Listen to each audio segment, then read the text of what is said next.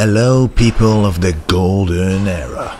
This is the first episode of my Road to the Dutch Nationals series, in which I will include new workout styles, the amount of cardio that I'll be doing, the food I eat and change, and some posing to see progression over the weeks. The reason being is that I'll be doing a bodybuilding contest on April 24th, and I want to show you how the preparation for a show like this goes. And of course, weaving through will be the way of classic bodybuilding. Keep it mostly simple, to the point, and logical. Anyway, the first exercise that you could have seen is a lat pulldown. I like the free weight machine we did as the first one because to me it gives a superior stretch to the lats. The stretch is most important there, of course. When going down, try to at least go down to where your arms are bent a little lower than 90 degrees. And the second exercise that you can see right here is another lat pull down, except this time it's from the front. The grip is a little more narrow than usual, at least that's the way I did them. I notice a better contraction this way, and since the first time we focused mainly on the stretch, this one will be more about the contraction. Now, one of my favorite exercises, the T-bar row. Very good for the tie-in of your lats to your waist. And I try to do them in a way so I can literally feel my lats pulling on my waist. So I try to stretch down and keep my back pretty much parallel to the floor.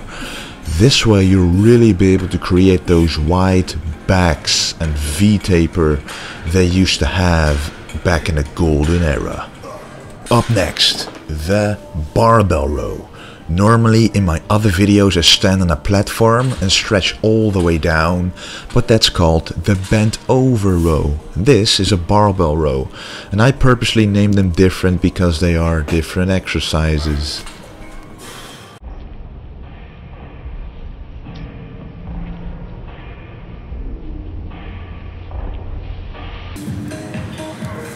Oh yeah, we are going to be representing our channel on some clothing, trying out some things.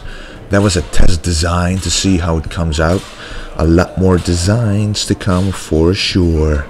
Anyway, I try to focus more on my lower back thickness with the barbell row, and the bent over row is more for the tie-ins of your lats and lower back. The seated row is the next exercise. I like stretching out a lot on this one.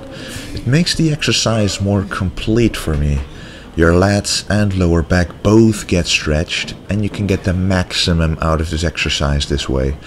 Arnold also used to do it this way. Even Ronnie Coleman did. Just try it out this way and you'll feel the difference. But make sure you warm up really well. Preferably try this one as your third or fourth back exercise.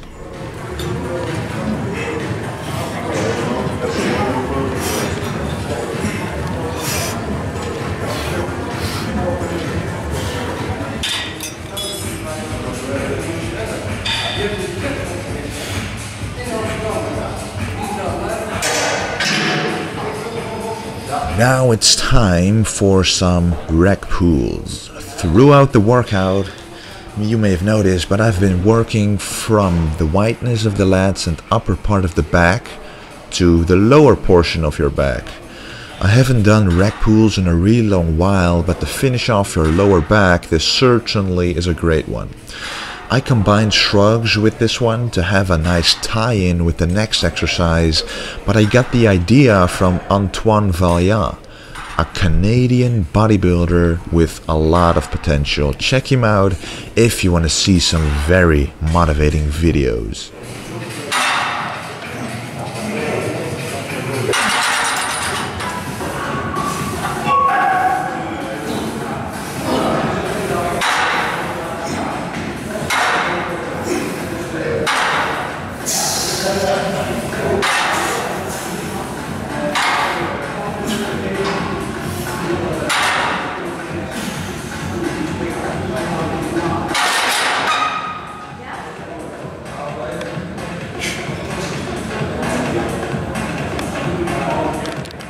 Now this is an interesting one. It's basically face pulls but on a different kind of machine.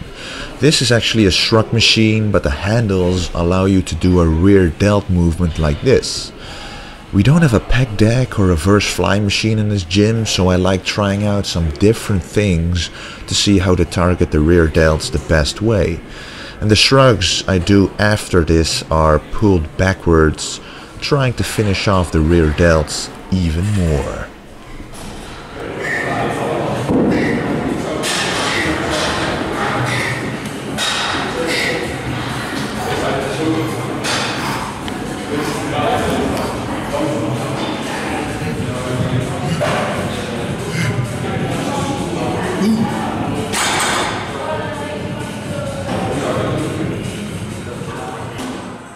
Always a very good finisher is the Dumbbell Pullover. To me, this exercise is meant to stretch out the pumped up back muscles and target your serratus muscle a lot, which is hard to do with other exercises. This should be a staple in your workout if you want a true classic physique with a good V-taper and wide lats. Simultaneously, you train your abs to be able to do a vacuum pose as well. So this exercise has multiple benefits, all beneficial to a classic physique, which this channel is all about. Now it's time for the biceps, which have to get as huge as Arnold's, of course. But I like to start off with basic exercises for the biceps, like a barbell curl to really get the blood flowing into the biceps. The first set I like to do a lot of reps to really get the biceps going in, get that pump, of course.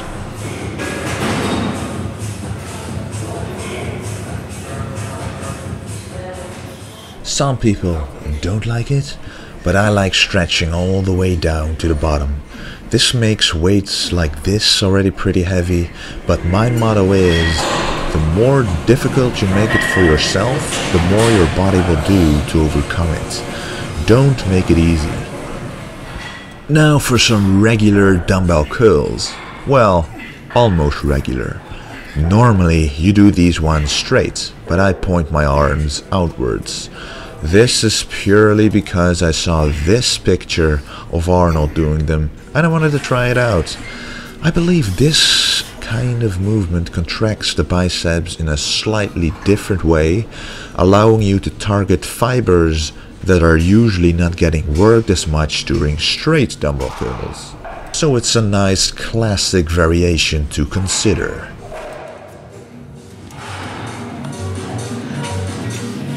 Yeah, it is a lot of volume, I know, but I'm amping my workouts up a bit.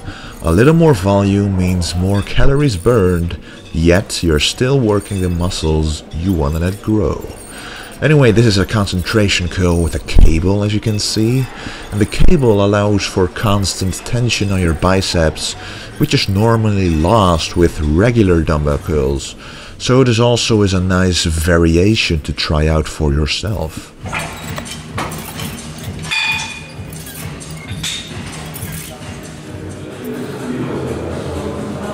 The final exercise will be close grip barbell curls. Close gripping like this means you target the outer head of the bicep a little more, and squeezing at the top is important to consciously try to feel the bicep split. I believe you gotta be in touch with your muscles while working them to understand what's going on. Anyway, when the outer head becomes bigger than the inner, that means your bicep peak will increase, and that's exactly what we want.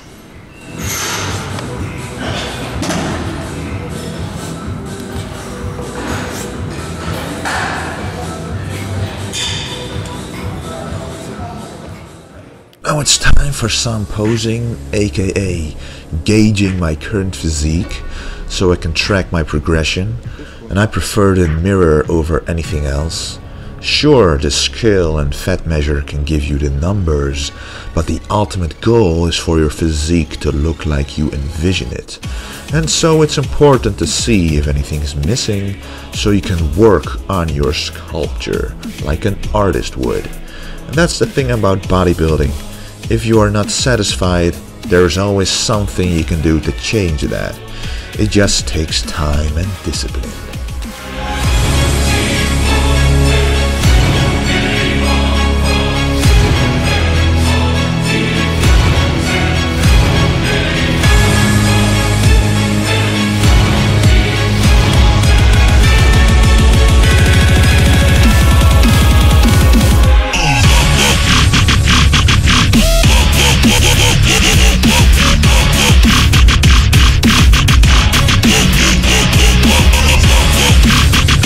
Time to beat this shape, improve myself, get a lot more shredded for the show, and I'll take you through my journey all the way up to the day itself. Guys, thanks for watching, thanks for your comments, and thanks for your overall support. You keep motivating me to make more videos, and I certainly won't stop. And always remember, like I aim to do, to stay golden.